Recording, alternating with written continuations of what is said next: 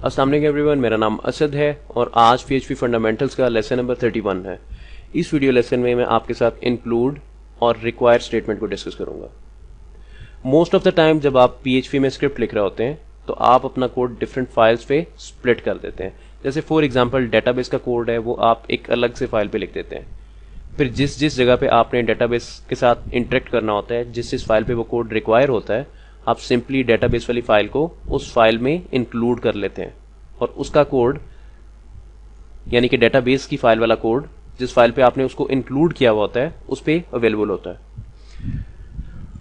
यहां पे मेरे पास एक अभी सिंगल फाइल है जो कि index.php के नाम से है, जिसपे हम लोग ऑलरेडी काम करते हैं। मैं यहां पे कॉल फाइल क्रिएट कर लेता हूं और इसको मैं कोई दूसरा नाम दे देता हूं, others.php। अब others.php के नाम से मेरे पास एक और फाइल आ गई है। इस फाइल पे मैं लेट सपोज कोई वेरिएबल डिक्लेयर करता हूं $x = 30। अब मैं चाहता हूं कि जो ये मेरा वेरिएबल है इसको मैं index.php वाली फाइल पे इस्तेमाल करूं। मैं यहां पे लिखता हूं सबसे पहले echo $x। इसको ट्राई करते हैं क्या होता है। मैंने रिफ्रेश किया और यहां पे मैसेज आ गया, एक नोटिस है अनडिफाइंड वेरिएबल x। फाइल का पाथ आ गया। फाइल के पाथ के बाद लाइन नंबर 3 की बात की जा रही है, जो कि इशू आ रहा है लाइन नंबर 3 से आ रहा है index.php वाली फाइल पे। वापिस चलते हैं। अब यहां पे कहा जा रहा है कि $x एक अनडिफाइंड वेरिएबल है। PHP के अंदर जब तक आप किसी वेरिएबल को कोई वैल्यू असाइन नहीं करते हैं, आपका वेरिएबल अनडिफाइंड वेरिएबल रहता है, इसलिए यहां पे ये नोटिस आ रहा है। अब मैं चाह रहा था कि जो मेरा वेरिएबल others.php के नाम से फाइल पे अवेलेबल है, मैं इसको index.php वाली फाइल पे इस्तेमाल करूं। तो इसके लिए मैं इंक्लूड की स्टेटमेंट यूज करता हूं।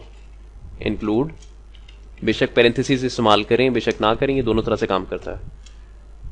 others.php। अब जो स्क्रिप्ट मेरा others वाली फाइल पे अवेलेबल था वो स्क्रिप्ट मेरा इंडेक्स वाली फाइल पे भी अवेलेबल है। क्यों? क्योंकि मैंने उस फाइल को यहां पे इंक्लूड करवा दिया है। इसको आउटपुट करवाते हैं, रिफ्रेश। यहां पे मैंने other.php लिखा हुआ है, फाइल का नाम है others, ये मैं मिसस्पेल कर गया हूं, others.php। मैंने रिफ्रेश किया और जो वेरिएबल others.php पे अवेलेबल था उसको मैंने index.php पे इस्तेमाल कर लिया। इसी तरह से जो others.php के नाम से फाइल है, इस पे आप फंक्शंस भी डिक्लेयर कर सकते हैं।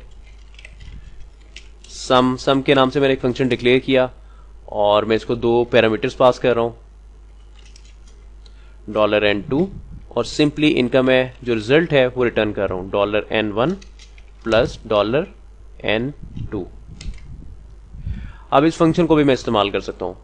मैं सिंपली क्या करूंगा, यहां पे आके एक मैं वेरिएबल डिक्लेयर कर लेता हूं और सम के नाम से जो फंक्शन है उसको कॉल कर लेता हूं। तो 5 इसको मैं 2 पैरामीटर्स पास कर देता हूं और जो रिजल्ट के नाम से वेरिएबल है इसको मैं आउटपुट करवा देता हूं। तो मेरे पास ये फंक्शन ने जो भी रिजल्ट कैलकुलेट किया होगा वो रिटर्न रिजल्ट इसको असाइन हो जाएगा रिजल्ट के नाम से वेरिएबल को। रिफ्रेश और 10 आ गया। अब मैंने वो जो फंक्शन others.php पे लिखा, वो लिखने की वजह क्या थी? देखिए, वो लिखने से जो आपका कोड अच्छा खासा मेसी हो जाता है वो मेसी नहीं होता। आपका कोड काफी सिंपल रहता है, काफी ज्यादा रीडेबल रहता है और आपका कोड रीयूजेबल हो जाता है। यानी फॉर एग्जांपल जैसे इंक्लूड वाली स्टेटमेंट मैंने इस्तेमाल की, others.php वाली फाइल पे मैंने फंक्शन लिखा, उस पर जितने भी फंक्शंस मैं लिखूंगा वो जिस जगह पे मुझे रिक्वायर्ड होंगे, जस्ट मैं ये वाली लाइन लिखूंगा इंक्लूड, उस फाइल को इंक्लूड करूंगा और मुझे जो भी मेरा स्पेसिफिक फंक्शन रिक्वायर्ड होगा मैं उसको इस्तेमाल कर लूंगा। अगर उस फंक्शन वाली फाइल पे 1000 लाइंस का कोड भी लिखा हुआ है तो उससे कोई इशू नहीं है, जस्ट मुझे यहां पे उसकी जगह पे एक सिंगल लाइन लिखना पड़ेगी और वो पूरी की पूरी फाइल यहां पे इंक्लूड हो जाएगी और उसमें से मैं कोई भी फंक्शन एक्सेस कर सकूंगा। तो कोड आपका काफी सिंपल रहता है। ओके, जो दूसरी स्टेटमेंट है वो रिक्वायर है। असल में रिक्वायर के नाम से अगर इसकी आउटपुट देखते हैं तो आउटपुट सेम आएगी। अब रिक्वायर में और इंक्लूड में, इन दोनों में थोड़ा सा डिफरेंस है। असल में वो डिफरेंस क्या है, अब उसकी तरफ आते हैं। सिर्फ मैंने ये वाली स्टेटमेंट यहां पे लिखी हुई है रिक्वायर, उसके अलावा और कुछ नहीं है। मैं यहां पे लिखता हूं एको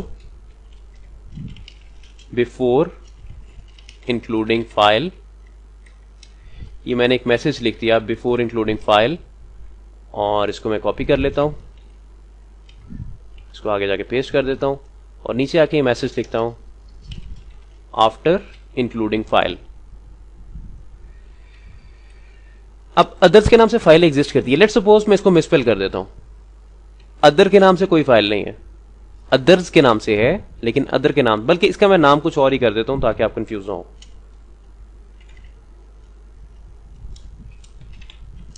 सम अदर फाइल। तो मेरे पास कोई भी file some underscore other underscore file dot PHP के नाम से एग्जिस्ट नहीं करती। मेरे पास कोई भी इस नाम से फाइल एग्जिस्ट नहीं करती। अब मैं रिक्वायर के नाम से स्टेटमेंट यूज कर रहा हूं, देखते हैं इसके केस में होता क्या है। मैंने रिफ्रेश किया और ये देखें बिफोर इंक्लूडिंग फाइल, ये वो मैसेज है जो मैंने टॉप पे डिस्प्ले करवाया था, ये वाला, इसको मैंने एको आउट करवाया था। उसके बाद लाइन नंबर 3 पे जो रिक्वायर वाली स्टेटमेंट है मैंने उसको लिखा था। अब यहां पे सबसे पहले एक वार्निंग आई है। वार्निंग में क्या लिखा हुआ है? Require some underscore other underscore file failed to open stream, उसके आगे नो सच फाइल और directory at this location index.php on line 3। उसने कहा कि इस नाम से कोई भी फाइल एग्जिस्ट नहीं करती, बेशक डायरेक्टरी है या फाइल है, वो एग्जिस्ट नहीं करती। आगे फेटल एरर भी है। वो फेटल एरर क्या कहता है? Fail to open required some underscore other underscore file dot PHP. तो फेटल एरर के बाद जो मैंने आफ्टर वाला मैसेज लिखा हुआ था, यानी कि ये वाला आफ्टर इंक्लूडिंग फाइल, ये मैसेज ब्राउजर में डिस्प्ले नहीं हुआ। ये आप देख सकते हैं, सिर्फ बिफोर वाला हुआ है, आफ्टर वाला नहीं हुआ। अब वापस चलते हैं, वापस चल के तो इंस्टेड ऑफ रिक्वायर मैं यहां पे इंक्लूड इस्तेमाल करता हूं। इंक्लूड के केस में देखते हैं क्या होता है। रिफ्रेश। आप यहां पे नोट करें, मैंने इंक्लूड वाली स्टेटमेंट इस्तेमाल की, तो बिफोर इंक्लूडिंग फाइल, उसके बाद आफ्टर इंक्लूडिंग फाइल। जब मैंने रिक्वायर वाला फंक्शन यूज किया था, जो रिक्वायर वाली स्टेटमेंट थी मैंने वो यूज की थी, तो उस टाइम पे मेरे पास एक वार्निंग आई थी और एक मेरे पास फेटल एरर आया था। हमेशा एक चीज याद रखें, जब फेटल एरर आता है तो उस एरर के बाद आपके स्क्रिप्ट की एग्जीक्यूशन रुक जाती है। लेकिन अगर कोई वार्निंग आती है तो वार्निंग के बाद भी आपके स्क्रिप्ट की एग्जीक्यूशन जारी रहती है। उसका प्रूफ यहां पे आपके सामने अवेलेबल है। ऊपर वार्निंग आई थी और वार्निंग के बाद जो मैंने मैसेज लिखा हुआ था आफ्टर इंक्लूडिंग फाइल, वो यहां पे डिस्प्ले हो गया। तो इसको मैंने पर्पसली लिखा था इस तरह से ताकि आपको समझा सकूं। ओके, अब दो तरह के और फंक्शंस हैं। ये जो स्टेटमेंट मैंने आपके सामने डिस्कस की, दो तरह की स्टेटमेंट्स, इंक्लूड, रिक्वायर, इनकी वेरिएशंस हैं असल में। एक स्टेटमेंट है इंक्लूड वंस के नाम से, एक स्टेटमेंट है रिक्वायर वंस के नाम से। जो नाम है इंक्लूड वंस, रिक्वायर वंस, ये सेल्फ एक्सप्लेनेटरी है। इनको ट्राई करते हैं, इनका मतलब क्या है। अब फॉर एग्जाम्पल मैं इस स्क्रिप्ट को यहां से रिमूव करता हूं, इस पार्ट को, जो मैंने दो मैसेजेस को एको कराया था, और यहां पे मैं कुछ आउटपुट करा देता हूं। एको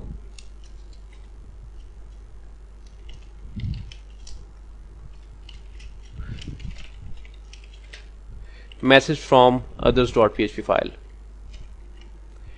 अब मैं क्या काम करता हूं, इस फाइल को मैंने इंक्लूड करवा दिया और मैं इसका नाम भी ठीक कर देता हूं others.php। इसको बाय द वे आप पैरेंथेसिस के बगैर भी इस्तेमाल कर सकते हैं, इस तरह से भी इस्तेमाल कर सकते हैं। जो दोनों स्टेटमेंट्स हैं इंक्लूड, रिक्वायर, बेशक आप साथ पैरेंथेसिस लगाएं, बेशक ना लगाएं, पीएचपी माइंड नहीं करेगी इस चीज को।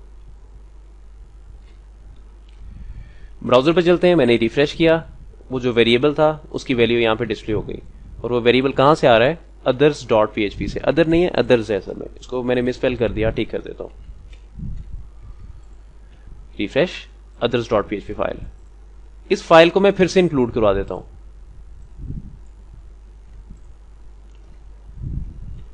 ब्राउजर में देखते हैं।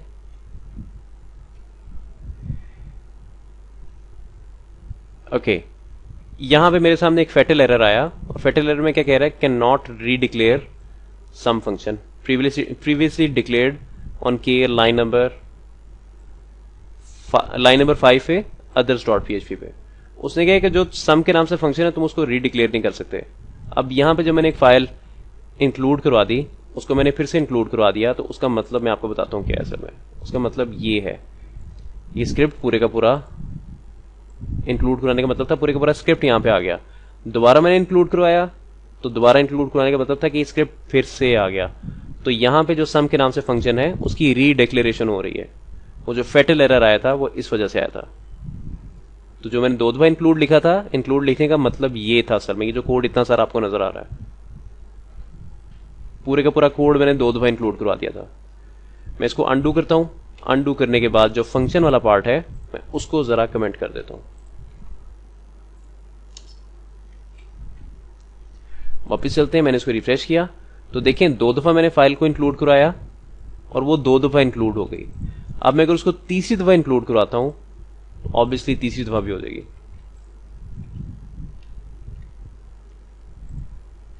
ये देखें, और यही काम अगर मैं रिक्वायर के साथ करता हूं तो भी सेम काम होगा।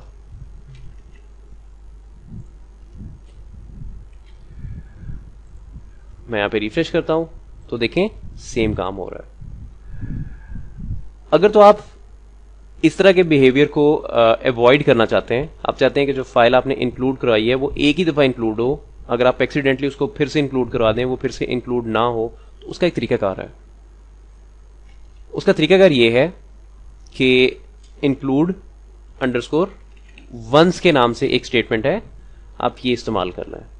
अब इंक्लूड अंडरस्कोर वंस इस्तेमाल करके तो इसकी आउटपुट देखते हैं। रिफ्रेश, ये देखें message from others dot PHP file. अब मैं इसको नीचे से हटाता हूं। हटाने के बाद मैं फिर यहां पे अब मैं फिर से इंक्लूड लिखता हूं।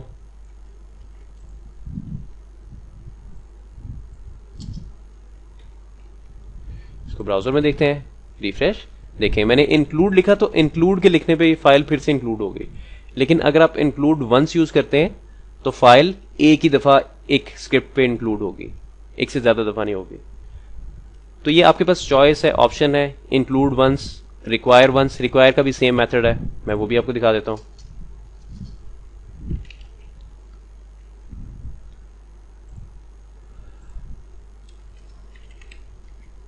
ये देखें 2 दफा मैंने उसको रिक्वायर्ड वंस के साथ इंक्लूड कर दिया फाइल को। मैंने रिफ्रेश किया तो फाइल सिंगल टाइम इंक्लूड हुई। जिस टाइम पे आप फाइल को सिंगल टाइम इंक्लूड कराना चाह रहे होंगे उस टाइम पे मैं आपको सजेस्ट करूंगा कि आप इंक्लूड अंडरस्कोर वंस इस्तेमाल करें। अगर आप चाह रहे हैं कि फाइल आप एक से ज्यादा दफा इंक्लूड करवा सकें तो फिर आप सिर्फ इंक्लूड इस्तेमाल करें। तो ये आप पे डिपेंड करता है। और पीछे एक छोटा सा डिफरेंस था तो वो मैं आपको दिखा दूं। असल में जब आप रिक्वायर वाली स्टेटमेंट यूज करते हैं तो रिक्वायर का मतलब होता है कि जो फॉलोइंग स्क्रिप्ट है, मतलब यहां पे मैंने लिख दिया this is some message after the require statement. Require statement use करने का मतलब यह है कि जो आपका स्क्रिप्ट है उसके लिए इस फाइल का होना जरूरी है, यानी कि जो भी आपका स्क्रिप्ट है उसके लिए अदर्स डॉट पीएचपी वाली फाइल का होना जरूरी है। यानी कि इस लाइन के बाद, लाइन नंबर 3 के बाद उस फाइल का होना जरूरी है, यानी कि अदर्स डॉट पीएचपी का। अगर ब्राउजर पे चलते हैं, मैं रिफ्रेश करता हूं तो मेरे पास ये मैसेज आ गया। अगर मैं एक्सीडेंटली फाइल का नाम कुछ और लिख देता हूं जो कि मेरे पास अवेलेबल नहीं है, ये इनवैलिड फाइल नेम है, इस नाम से कोई भी फाइल एग्जिस्ट नहीं करती। अदर्स के नाम से करती है, अदर के नाम से नहीं करती है। मैंने रिफ्रेश किया तो देखें साथ ही फेटल एरर आ गया। और जो ये वाला कोड था this is some message after the required statement, ये जो मैसेज था ये ब्राउजर में प्रिंट नहीं हुआ, एग्जीक्यूशन यहीं पर रुक गई। तो ये चीज आपने याद रखनी है। रिक्वायर और इंक्लूड में यही फर्क है कि अगर आप कोई इनवैलिड फाइल नेम दे देते हैं रिक्वायर में, उसमें लिख देते हैं, तो आपका जो स्क्रिप्ट है वो उसकी फिर रिक्वायरमेंट होती है कि जो फाइल आपने इंक्लूड की है वो अवेलेबल हो।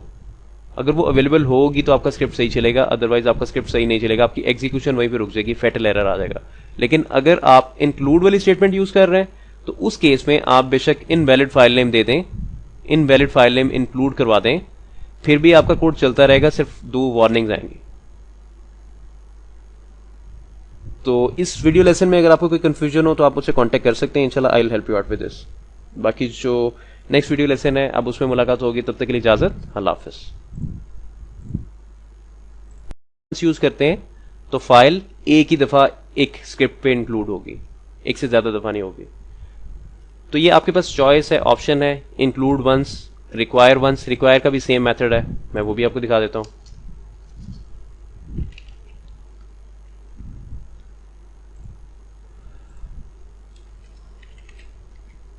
ये देखें 2 दफा मैंने उसको रिक्वायर्ड वंस के साथ इंक्लूड कर दिया फाइल को। मैंने रिफ्रेश किया तो फाइल सिंगल टाइम इंक्लूड हुई। जिस टाइम पे आप फाइल को सिंगल टाइम इंक्लूड कराना चाह रहे होंगे उस टाइम पे मैं आपको सजेस्ट करूंगा कि आप इंक्लूड अंडरस्कोर वंस इस्तेमाल करें। अगर आप चाह रहे हैं कि फाइल आप एक से ज्यादा दफा इंक्लूड करवा सकें तो फिर आप सिर्फ इंक्लूड इस्तेमाल करें। तो ये आप पे डिपेंड करता है। और पीछे एक छोटा सा डिफरेंस था, तो वो मैं आपको दिखा दूं। असल में जब आप रिक्वायर वाली स्टेटमेंट यूज करते हैं तो रिक्वायर का मतलब होता है कि जो फॉलोइंग स्क्रिप्ट है, मतलब यहां पे मैंने लिख दिया this is some message after the require statement. Require statement use करने का मतलब यह है कि जो आपका स्क्रिप्ट है उसके लिए इस फाइल का होना जरूरी है, यानी कि जो भी आपका स्क्रिप्ट है उसके लिए others.php वाली फाइल का होना जरूरी है। यानी कि इस लाइन के बाद, लाइन नंबर 3 के बाद उस फाइल का होना जरूरी है, यानी कि others.php का। अगर ब्राउजर पे चलते हैं, मैं रिफ्रेश करता हूं तो मेरे पास ये मैसेज आ गया। अगर मैं एक्सीडेंटली फाइल का नाम कुछ और लिख देता हूं जो कि मेरे पास अवेलेबल नहीं है, ये इनवैलिड फाइल नेम है, इस नाम से कोई भी फाइल एग्जिस्ट नहीं करती। अदर्स के नाम से करती है, अदर के नाम से नहीं करती है। मैंने रिफ्रेश किया तो देखें साथ ही फैटल एरर आ गया। और जो ये वाला कोड था this is some message after the required statement, ये जो मैसेज था ये ब्राउजर में प्रिंट नहीं हुआ, एग्जीक्यूशन यहीं पर रुक गई। तो ये चीज आपने याद रखनी है। रिक्वायर और इंक्लूड में यही फर्क है कि अगर आप कोई इनवैलिड फाइल नेम दे देते हैं रिक्वायर में, उसमें लिख देते हैं, तो आपका जो स्क्रिप्ट है वो उसकी फिर रिक्वायरमेंट होती है कि जो फाइल आपने इंक्लूड की है वो अवेलेबल हो। अगर वो अवेलेबल होगी तो आपका स्क्रिप्ट सही चलेगा, अदरवाइज आपका स्क्रिप्ट सही नहीं चलेगा, आपकी एग्जीक्यूशन वहीं पे रुक जाएगी, फैटल एरर आ जाएगा। लेकिन अगर आप इंक्लूड वाली स्टेटमेंट यूज कर रहे हैं तो उस केस में आप बेशक इनवैलिड फाइल नेम दे दें, इनवैलिड फाइल नेम इंक्लूड करवा दें, फिर भी आपका कोड चलता रहेगा, सिर्फ 2 वार्निंग्स आएंगी। तो इस वीडियो लेसन में अगर आपको कोई कंफ्यूजन हो तो आप मुझसे कांटेक्ट कर सकते हैं, इंशाल्लाह I will help you out with this. बाकी जो नेक्स्ट वीडियो लेसन है अब उसमें मुलाकात होगी, तब तक के लिए इजाजत, अल्लाह हाफिज। आपका स्क्रिप्ट सही नहीं चलेगा, आपकी एग्जीक्यूशन वहीं पे रुक जाएगी, फैटल एरर आ जाएगा। लेकिन अगर आप इंक्लूड वाली स्टेटमेंट यूज कर रहे हैं तो उस केस में आप बेशक इनवैलिड फाइल नेम दे दें, इनवैलिड फाइल नेम इंक्लूड करवा दें, फिर भी आपका कोड चलता रहेगा, सिर्फ 2 वार्निंग्स आएंगी।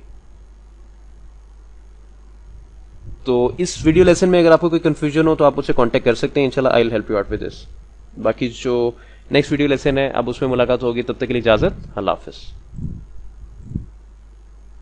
मुलाकात होगी, तब तक के लिए इजाजत, अल्लाह हाफिज।